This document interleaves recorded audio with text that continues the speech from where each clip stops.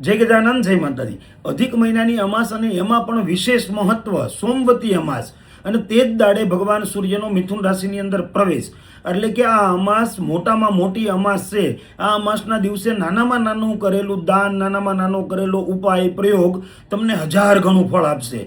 તમારા જીવનમાં કોઈ પણ પ્રકારનું દુઃખ હોય, સંકટ હોય, આપદા હોય, વિઘ્નો હોય, ધાર્યા કામ ન થતા હોય, ધંધામાં સફળતા ન મળતી હોય તો આ અમાસ ચૂકશો નહીં। આ અમાસના દિવસે આ ઉપાય જરૂરથી કરી લેજો। આ અમાસના દિવસે આ ઉપાયો કરવાથી તમારા જીવનમાં રહેલા દરેક દુઃખ દર્દમાંથી તમે મુક્ત થઈ જશો અને તમારા ધાર્યા કામ છે એ પૂરા થશે। તો શું કરવાનું છે અમાસના દિવસે, ચાલો જાણીએ। જાણતા પહેલાં કમેન્ટની અંદર જય માતાજી જરૂરથી લખી દેજો અને આ વિડીયોને શેર કરવાનું ભૂલતા નહીં।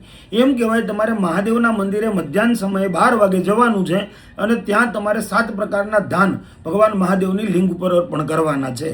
આ 7 વસ્તુ મિશ્રિત કરી ઓમ નમઃ શિવાય પંચાક્ષર મંત્રના જપ કરી ભગવાન મહાદેવની લિંગ ઉપર એક એક મુઠ્ઠી તમારે ચડાવી દેવાના છે। ત્યાંથી તમે બહાર નીકળો એટલે તમારે કોઈ પણ ગરીબ ગુદાર વ્યક્તિ હોય એ લોકોને અન્નનું દાન કરવાનું છે। તમારા હાથે તમારે ભોજન લઈને એને ખવડાવવાનું છે।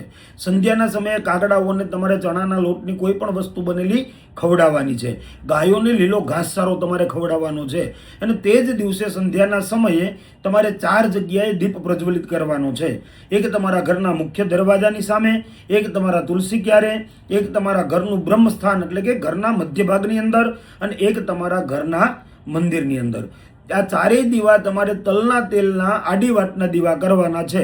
જો અમાસના દિવસે તમે આટલું કરી લેશો ને તો તમારા જીવનમાંથી દરેક નેગેટિવિટી દૂર થઈ જશે। પિતૃદોષ હોય, કોઈ પણ પ્રકારના દોષ હોય, અમાસના દિવસે આટલું કરવાથી તમારા જીવનની અંદર તમે બદલાવ જરૂરથી જોશો। એમાં કોઈ સંશય કે શંકાને સ્થાન નથી। જય ગજાનન, જય માતાજી।